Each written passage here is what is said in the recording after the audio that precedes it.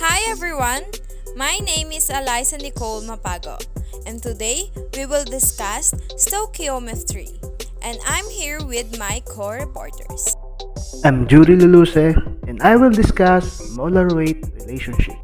Kim Alfred Sagimpa, and I will discuss percent purity.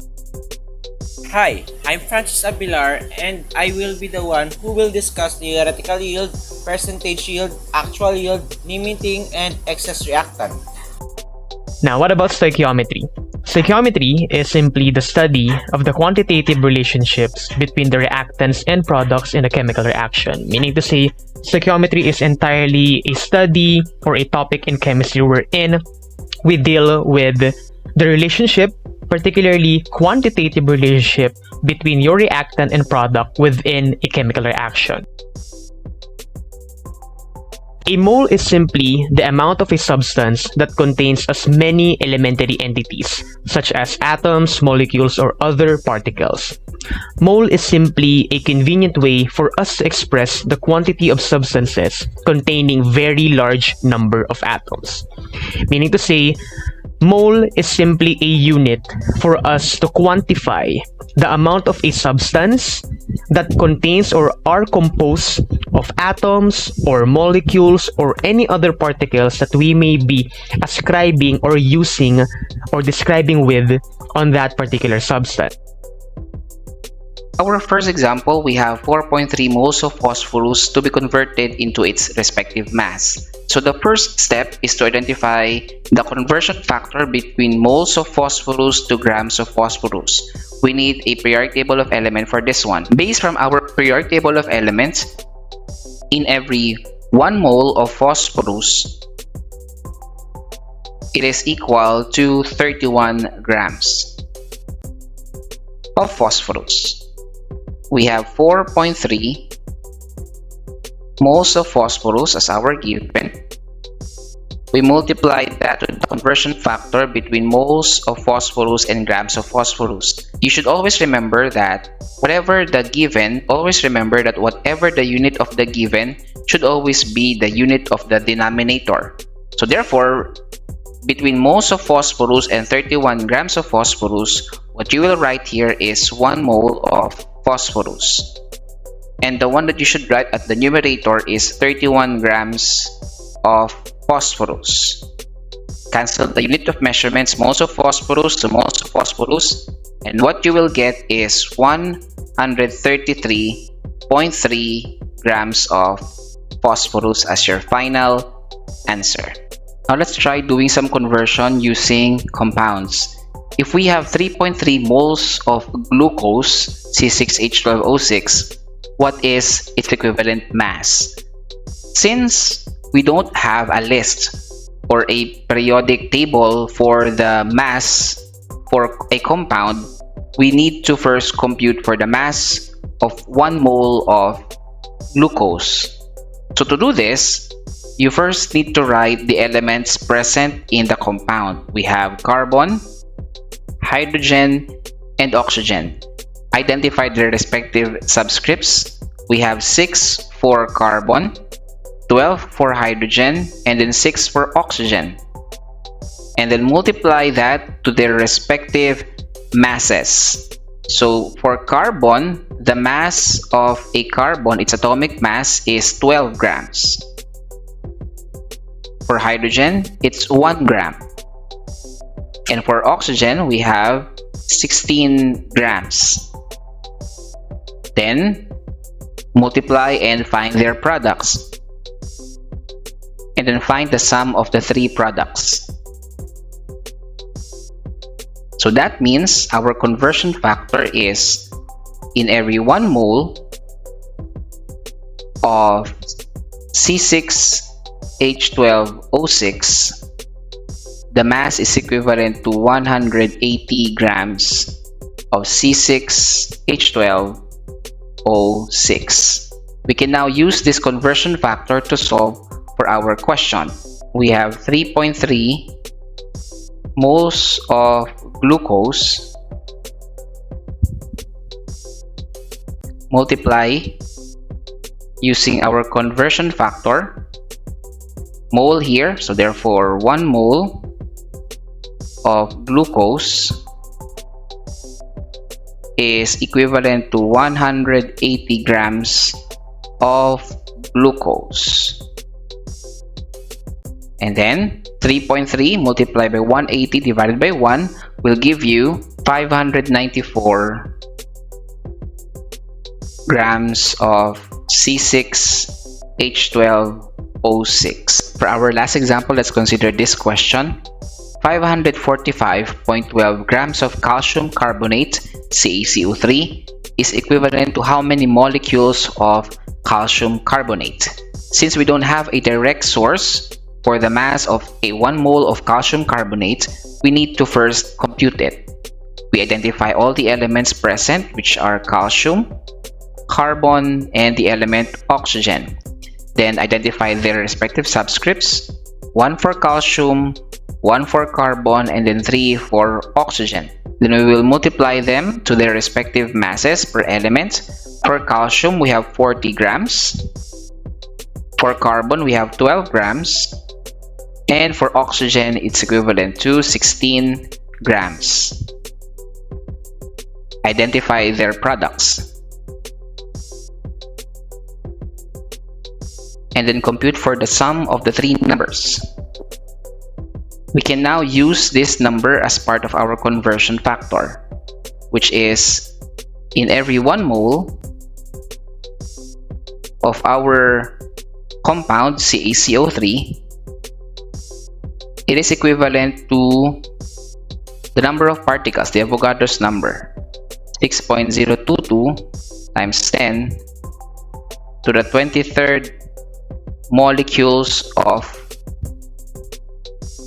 your CaCO3,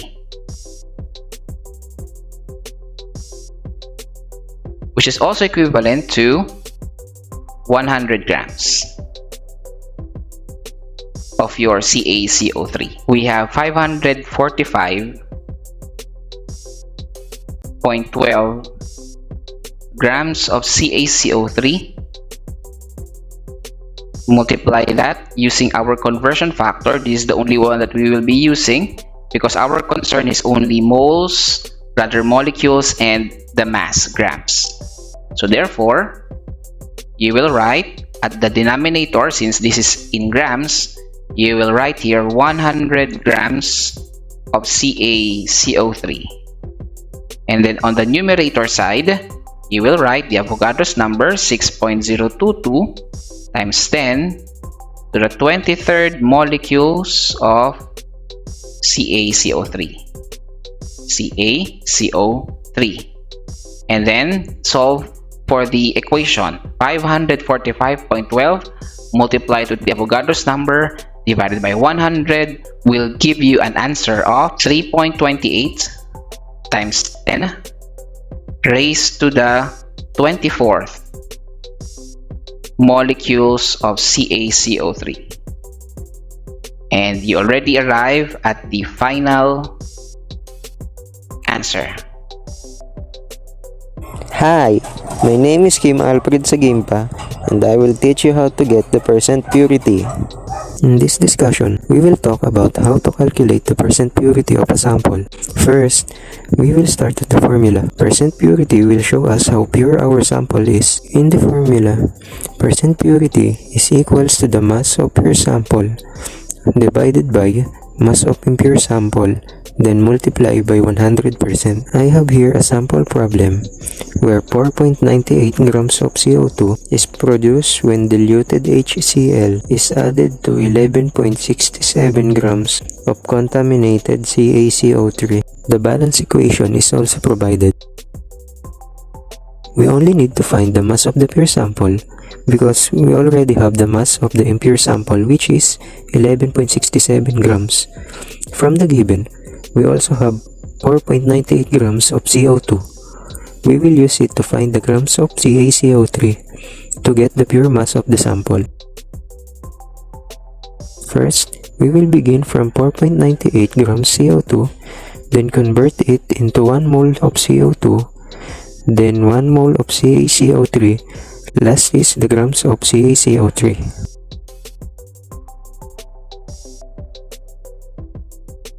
Now that we have converted all the given informations, let's proceed to the solving. 4.98 grams of CO2, then multiply, we'll draw a line, then put grams of CO2 in the bottom. Then cancel grams of CO2 in both sides so we can convert it to 1 mole of CO2. Then look at the periodic table. Find and add the total mass for carbon and 2 oxygen. We have 44.009 grams for 1 mole. Now that we have the mole of CO2, we will now proceed to the mole of CaCO3. We will multiply again and draw the line and put mole of CO2 at the bottom. So, we can cancel the mole of CO2 on the other side. Then put mole of CaCO3 on the top because it is what we are finding. We will now use the molar ratio. Look at the balance equation. The mole of CaCO3 is automatic 1 since there is no indicated number before the mole. It is also the same in the mole of CO2. Therefore, we will put 1 in both of the terms, then proceed to the last step, the grams of CaCO3. We write multiply and draw a line, then put 1 mole of CaCO3 at the bottom. Cancel both sides and put grams of CaCO3 at the top. After that, look again at the periodic table, then add up the total mass of 1 calcium, 1 carbon, and 3 oxygen. Then we have 100.086 grams of CaCO3. We will simplify the equation. 4.98 divided by 44.009 then multiply by 100.086 is equals to 11.33 grams of CaCO3. Now that we have the mass of pure sample, we'll go back to the formula. 11.33 divided by 11.67 multiplied by 100% is equals to 97.09%. 97.9% is the percent purity of my calcium carbonate. And just a short recap of how to calculate the percent purity. First, start at the balance equation and then convert all the given information to find the mass of your sample. Then after getting the mass, solve it in the percent purity formula. And we're done calculating the percent purity. Hi, I'm Francis Abilar and I will be the one who will discuss the theoretical yield, percentage yield, actual yield, limiting, and excess reactant. I will also show you how to balance a chemical equation. So what exactly is theoretical yield? Theoretical yield is a quantity of a product obtained from the complete conversion of the limiting reactant in a chemical reaction. It is the amount of product resulting from a perfect chemical reaction and thus not saying the amount you'll actually get from a reaction in a lab. Theoretical yield is commonly expressed in terms of grams or moles. That's what theoretical yield is all about. In contrast to that, the actual yield is the amount of product actually produced by a reaction. Actual yield is usually a smaller quantity because chemical reactions proceed with 100% efficiency because of loss recovering the product and because other reactions may occur that will use the product. Sometimes an actual yield is more than a theoretical yield, possibly because of a secondary reaction that yields additional product or because recovered product that contains impurities. Percentage yield shows how much product is obtained compared to the maximum possible mass. The atom economy of a reaction gives the percentage of atoms in reactants that form a desired product. Limiting reactant is a reactant that is totally consumed when the chemical reaction is completed. The amount of product formed is limited by this reagent since the reaction cannot continue without it. An excess reactant is a reactant present in an amount in excess of that required combined with all of the limiting reactant. It follows that an excess reactant in one remaining in the reaction mixture once all the remaining reactant is consumed. First thing that we will do is to write the balanced chemical equation. So we have C3H8, which stands for propane. It's burning air, so it will react in oxygen gas, which is O2. And it's gonna produce carbon dioxide, and the other product is water. It's a combustion reaction, so it will always produce a carbon dioxide and water. With this given, we will now balance the equation. Whenever you want to balance a combustion reaction, you want to balance the number of carbon atoms first. We have 3 carbons on the left, so we're gonna put 3 in front of CO2. The next one is hydrogen. We have 8 on the left, 2 on the right. 4 times 2 is 8. So we put 4 there. And lastly is oxygen. We have 6 oxygen atoms on carbon dioxide, 4 on H2O. So we have 10 divided by 2 is 5. So put 5 in front of oxygen. And there you go. The reaction is balanced. And that's how the balancing of chemical reaction is. We will have Isa to explain how the limiting reactant, excess reactant, percentage yield, and theoretical yield is calculated. Hi, my name is Eliza Nicole Simapago, and I'm here to teach you how to calculate the limitant and excess reactant, theoretical yield, and percentage yield. In this video, we're gonna work stoichiometry problems associated with limiting and excess reactants. So in this problem, we have 5 moles of N2 reacting with 9 moles of H2, and we know that 85 grams of ammonia are produced. How can we calculate the percent yield for this reaction? Now, the first thing we need to do is write a balanced reaction. So nitrogen gas reacts with hydrogen gas to produce NH3. Now, we have 2 nitrogen atoms on the left side. So we need to put 2 in front of NH3. And since we have 6 hydrogen atoms on the right side, we need a 3 in front of H2. So now, it's balanced. Now, whenever you're given the quantity of both reactants, we need to determine which reactant is limiting and which one is excess. The limiting reactant is the one that ran out first. So therefore, the amount of the product that can produce is based on limiting reactant. The excess reactant doesn't really run out. This sum that remains as the reaction and not all of it reacts. So we have 5 moles of N2 and 9 moles of H2. Which one is the limit reactor? Is it N2 or is it H2? Is it the one with less mole or the one with more moles? You can't just look at moles and determine which one is the limiting reactant. What you need to do is to find out which one has the lowest mole per coefficient ratio. Divide the moles of each substance by their respective coefficient. So the coefficient of N2 and the balanced reaction is this number. It's 1. And for H2, it's 3. So N2 has a mole per coefficient ratio of 5. H2 is 3. Because H2 has a smaller mole per coefficient ratio, it's the limiting reactant. If H2 is limiting reactant, that means that the other one, N2, is the excess reactant. The limiting reactant is always gonna give you a smaller theoretical yield. So that's the another way you can find the limiting reactant. You can take the amount of reactants for each react and convert it to the grams of product. Whichever react and gives you the smaller amount of product, it is the limiting reactant. The theoretical yield is the maximum amount of the product you can get in reaction. In order to find the percent yield, we need to get the actual yield divided by the theoretical yield and multiply it by 100%. The actual yield is what you actually obtain in reaction. In this case, the actual yield is 85 grams of ammonia. So that's how much ammonia was actually collected in reaction. So we need to find the theoretical yield. So let's take the 9 moles of H2 and let's convert it to the grams of NH3. And at the same time, let's convert 5 moles of N2 and also convert it to the grams of NH3. So if we start with 9 moles of H2, we need to convert or change the substance from H2 to NH3.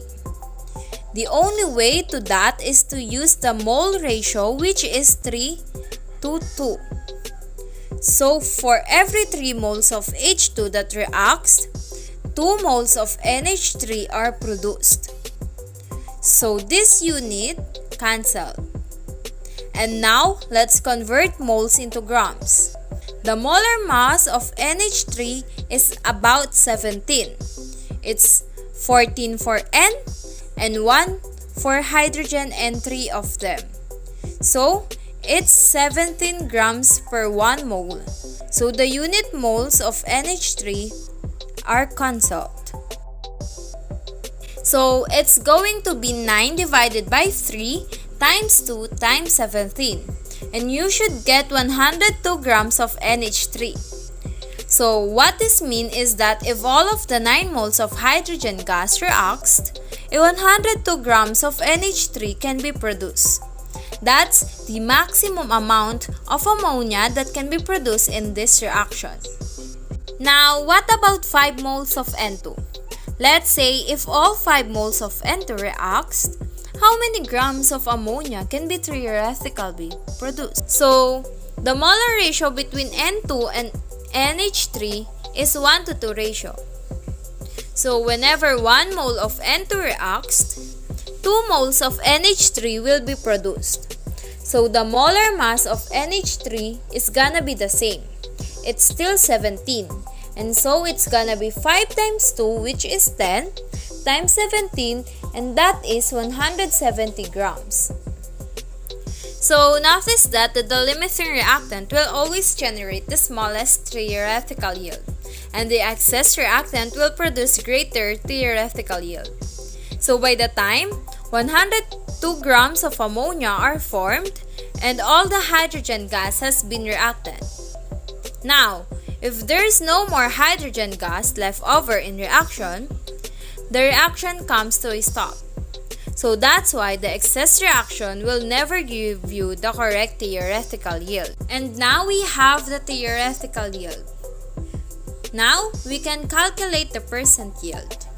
The percent yield is actual yield, which we know it's 85, divided by the theoretical yield, which is 102 times 100%.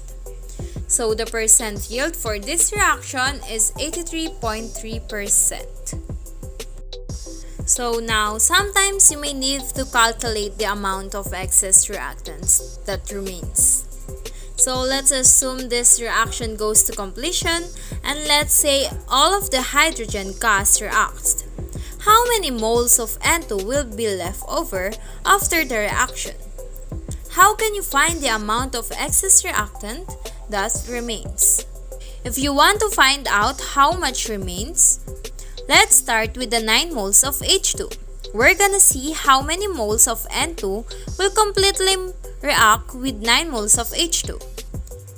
The molar ratio between 2 is 1 to 3. So for every 3 moles of hydrogen gas that reacts, 1 mole of N2 will react with it. So 9 divided by 3 is 3.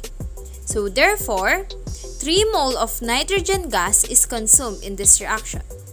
That's how much actually reacts.